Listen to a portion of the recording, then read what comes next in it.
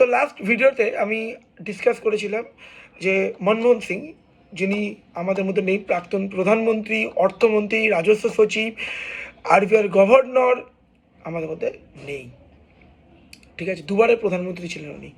তো আমরা আজকে আলোচনা করব ওনার আর্লি লাইফ সম্পর্কে। দেখো, ওনার জন্ম 26শে সেপ্টেম্বর 1932 সালে পশ্চিম পাঞ্জাব, এখন বর্তমান পাকিস্তান, গাহো গ্রামে ওনার জন্ম। বাবার নাম ছিল গুরুমুখ সিং, মায়ের নাম ছিল অমৃত কাউর।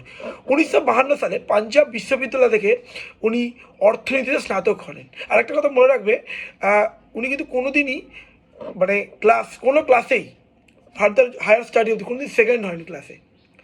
যাই হোক, 1954 সালে তিনি স্নাতকোত্তর পোস্ট গ্রাজুয়েশন, 1957 সালে কেমব্রিজ ইউনিভার্সিটি থেকে অর্থনীতি স্নাতক হন। 1962 সালে তিনি অক্সফোর্ড ইউনিভার্সিটি থেকে ডিফিল করেন। 1966 থেকে 1969 অবধি রাষ্ট্রপুঞ্জে চাকরি করেন। 1969 সালে তিনি অর্থনৈতিক অধ্যাপক হিসাবে তিনি দিল্লি স্কুল অফ ইকোনমিক্সে তিনি যোগদান করেন। 1972 সালে মুখ্য অর্থনৈতিক উপদেষ্টা কেন্দ্রীয় অর্থ মন্ত্রকের অধীনে ছিলেন। ভারত সরকারে তিনি পরবর্তী সালে 1972 সালে অর্থ সচিব হন। 1980 থেকে 1982 অবধি তিনি ডেপুটি চেয়ারম্যান যোজনা কমিশনে ছিলেন। 1982 থেকে 1985 তিনি গভর্নর ছিলেন RBI, reserve bank of India. 1991 তোমাদের লিভার এলপিজি, তিনি বলতে পারে এলপিজির আনার পেছনে ওনার রোল সবাই আমরা জানি। কেন্দ্রীয় অর্থমন্ত্রী তিনি ছিলেন। উনি 2004 থেকে 2009 ইউপিএ সরকারের প্রথম প্রধানমন্ত্রী। 1909 থেকে 1914 তিনি দ্বিতীয়বারের প্রধানমন্ত্রী হন। এছাড়া তিনি 1956 সালে, এবারে অ্যাওয়ার্ড দেখো, অ্যাডাম স্মিথ প্রাইজ পান তিনি কেমব্রিজ ইউনিভার্সিটি থেকে। 1987 পদ্মবিভূষণ পান।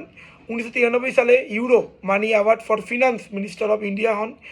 1993 থেকে 1994 Asiamoney award for finance minister of the year হন। ঠিক আছে, 1995 তিনি জওহরলাল নেহরু বার্থ সেন্টারি থেকে অ্যাওয়ার্ড পান ইন্ডিয়ান সায়েন্স কংগ্রেস। ওকে, তো এই হলো তার জীবনী। তো কিছু ইনফরমেশান তোমাদেরকে প্রোভাইড করলাম। উনি সরকারে যেমন তিনি প্রধানমন্ত্রী হিসাবে তার কার্যকাল ছিলেন, এবং তিনি 100 দিনের কাজ মনে পড়লে আমাদের কি বলবো, মনমোহন সিং ওনার কথা মনে পড়ে, এবং এলপিজি রিফর্ম। তো অবশ্যই এগুলো জানতে হবে, জেনে রাখো। তো আমাদের সম্পদ বলতে পারো ছিলেন, অবশ্যই থাকবেন, এখনও পর্যন্ত নেই হয়তো আমাদের মধ্যে, কিন্তু ওনার কাজ ওনাকে মনে রাখবে। তো এই অবধি রইল ইনফরমেশান। ধন্যবাদ।